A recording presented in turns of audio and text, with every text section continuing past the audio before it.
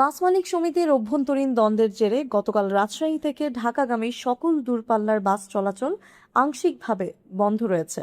পূর্ব ঘোষণা ছাড়া হঠাৎ করে বাস চলাচল বন্ধ হয়ে যাওয়ায় চরম ভোগান্তিতে পড়েছেন রাজধানীগামী সাধারণ যাত্রীরা। পরিবহন মালিক সমিতির নেতৃবৃন্দের সঙ্গে কথা বলে জানা যায়, মূলত রাজশাহী এবং নাটোর জেলা বাস মালিকদের মধ্যে সৃষ্ট বিরোধের জেরেই এই বাস চলাচল বন্ধ রাখার সিদ্ধান্ত নেওয়া হয়েছে। এদিকে যাত্রী দুর্ভোগ চরমে পৌঁছানোয় উদ্ভূত পরিস্থিতি নিরসনে দ্রুত পদক্ষেপ নিয়েছে প্রশাসন। সংকট সমাধানে আজ দুপুর 2টায় রাজশাহী জেলা প্রশাসকের কার্যালয়ে এক জরুরি যৌথ সভার আহ্বান করা হয়েছে। জানা গেছে, গুরুত্বপূর্ণ এই বৈঠকে নাটোরের বাস মালিক ও শ্রমিক সমিতি এবং রাজশাহীর বাস মালিক ও শ্রমিক সমিতির নেতৃবৃন্দ অংশগ্রহণ করবেন।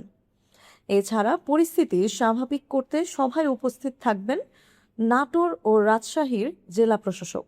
সংশ্লিষ্টরা আশা করছেন আজকের এই যৌথ বৈঠক থেকেই মালিক সমিতির অভ্যন্তরীণ দ্বন্দ্বের অবসান ঘটবে এবং দ্রুততম সময়ের মধ্যে পুনরায় রাজশাহী ঢাকা রুটে বাস চলাচল স্বাভাবিক হবে।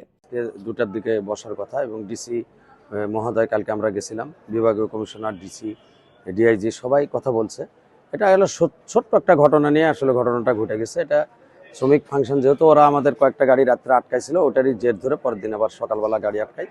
তো যাই হোক, এটা নিয়ে আমরা বসতেছি, যেহেতু আমাদের প্যাসেঞ্জার দিকে আমাদেরকে দেখতে হবে। গরমের সময় ব্যাপক প্যাসেঞ্জার কষ্ট পাচ্ছে, এটা আমরা আন্দাজ করছি এবং অতি দ্রুতই আমরা সমাধান করার চেষ্টা করব।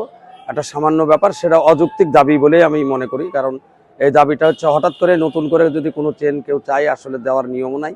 এটা আমাদের আসলে বসে কথা বলার দরকার ছিল, তারপরে চালালে ভালো হতো, কিন্তু সে আগেই ঢুকাই দিছে। এটা আদমান গাড়ি, এই গাড়িটাকে কেন্দ্র করে আমাদের শ্রমিকদের ভিতরে অসন্তোষ এবং মালিকদের ভিতরে সবাই অসন্তোষ, কিন্তু ঘটনাটা ঘটে গেছে অকাঙ্ক্ষিত। এটা আমরা আজকে দুপুরে বসে ইনশাল্লাহ শেষ করব বলে আশা করছি। জান্নাত মিম, এফবিএন নিউজ ডেস্ক।